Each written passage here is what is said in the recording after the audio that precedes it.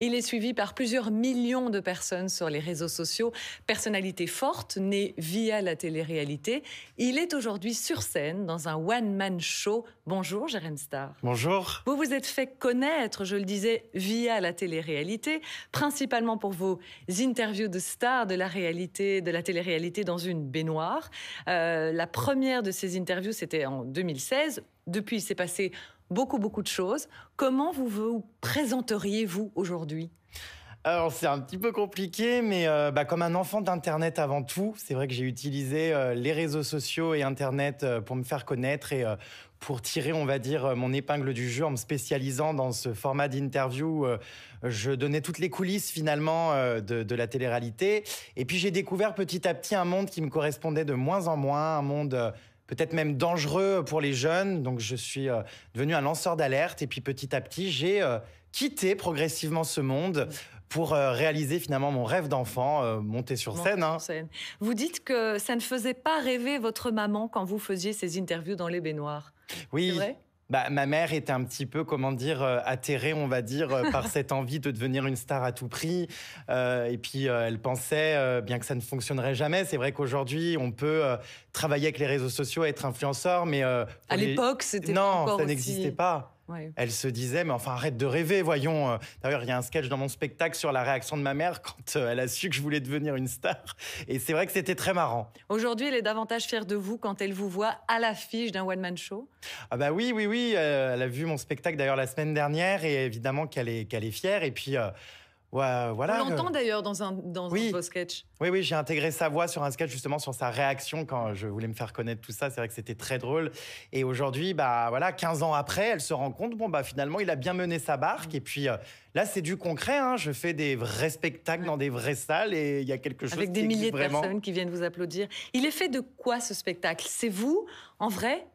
Oui, c'est ma vraie story, c'est le cas de le dire. Je transperce l'écran de mon téléphone et je me livre en vrai sur tout mon parcours finalement depuis mon enfance avec une étude, on va dire, approfondie de ce rapport à la notoriété, l'envers du décor de la télé-réalité, des anecdotes très marrantes sur le milieu de l'influence, les pires placements de produits qu'on m'ait proposés.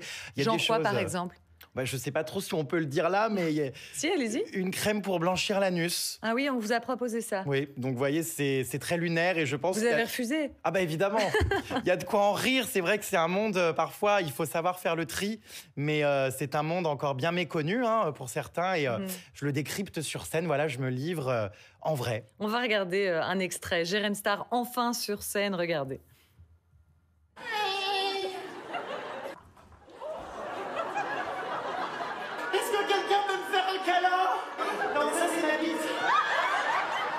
Et quand j'ai obtenu mon diplôme, je me suis rendu compte que j'avais peur de l'avion. Accroche-toi à la vie, loulou, t'as éclaté. Coucou mes petits chatons. La crème pour blanchir l'anus. Madame, tiens, 3e âge. Elle est full nez dedans, de toute façon tu sens plus rien ton âge. Je te rappelle que mamie a un anus artificiel. Donc si tu ne veux pas finir pareil, Jérémy, faut la faire cette coloscopie, t'as compris ? J'ai voulu le chipper, mais je l'ai pas bien réussi. Vous êtes très cru, pourquoi ? Parce que c'est ça qui fait rire ? Alors là, c'est vrai qu'il y a un petit condensé de passages un peu cru, mais c'est un monde qui est cru. Ouais. Et je veux garder ce franc-parler avec lequel les gens m'ont connu. Vous dites que la scène, vous venez de dire que c'est une façon de tourner la page de la télé-réalité. En même temps, vous êtes aussi devenu une télé-réalité à vous tout seul. Vous exposez énormément sur les réseaux sociaux. On suit votre vie privée. C'est votre outil de travail aujourd'hui. Oui, bien sûr. C'est ma plateforme finalement de communication. Mes réseaux sociaux sont un petit peu comme une grande agence de communication, la mienne, et j'en ai vraiment besoin. D'ailleurs, je vends l'intégralité de mes places de spectacle grâce à mes réseaux, grâce à ma communauté. Et c'est vrai que c'est indispensable aujourd'hui, les réseaux sociaux. La scène, c'est pour vous une façon de vous prouver quelque chose ou de prouver à tous les autres que vous savez faire autre chose ? Bah, la scène, c'est avant tout un rêve d'enfant que je réalise. Et puis, c'est aussi un moyen de montrer que je suis toujours debout, toujours vivant sur scène. Après beaucoup d'embûches, après du cyberharcèlement, après des polémiques dévastatrices.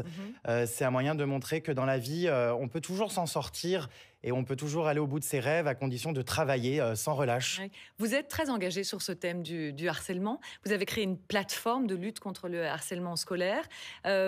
Pourquoi ce combat? C'est parce que vous en avez été victime vous-même?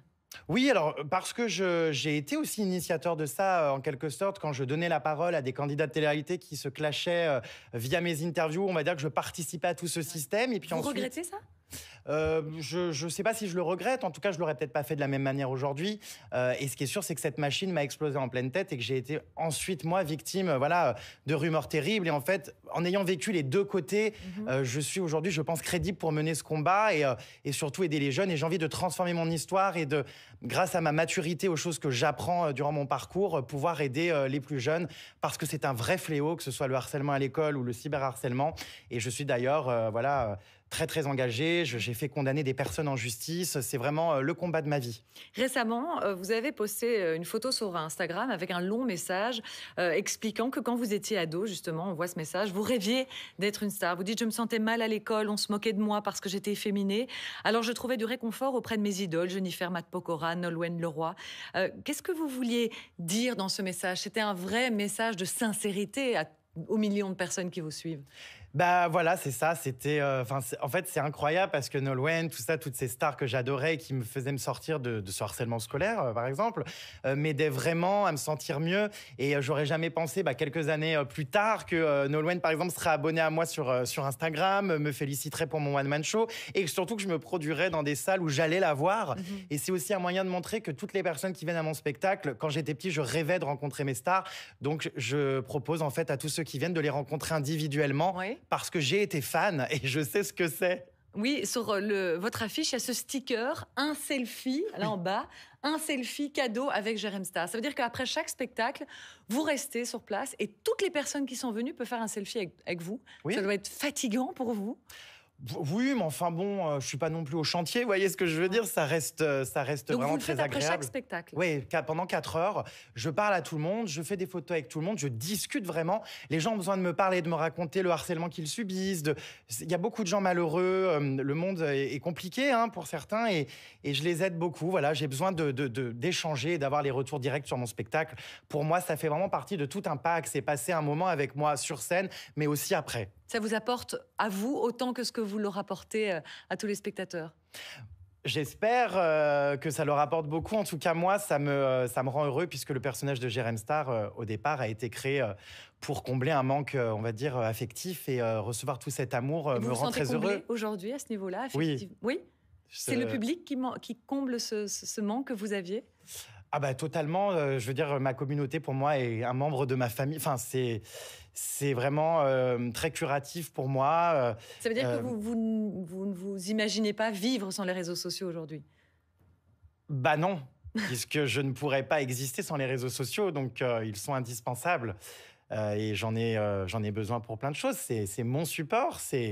C'est grâce aux réseaux sociaux que j'ai pu devenir, ça me fait rire, mais une star. Je rêvais quand j'étais petit. Finalement, aujourd'hui, je me rends compte qu'être une star, ça ne veut pas dire grand-chose. Mais voilà, grâce aux réseaux sociaux, en tout cas, j'ai pu faire plein de belles choses. Et grâce aux réseaux sociaux, un producteur m'a produit un spectacle, donc c'est dingue. Allez voir Jérém Star sur scène le 19 juin au Centre culturel de Uccle, le 18 février au Forum de Liège, le 19 au Théâtre Royal de Mons. On retrouve toutes les infos sur votre site www.jeremstar.fr. Merci beaucoup d'être venu nous parler de votre spectacle.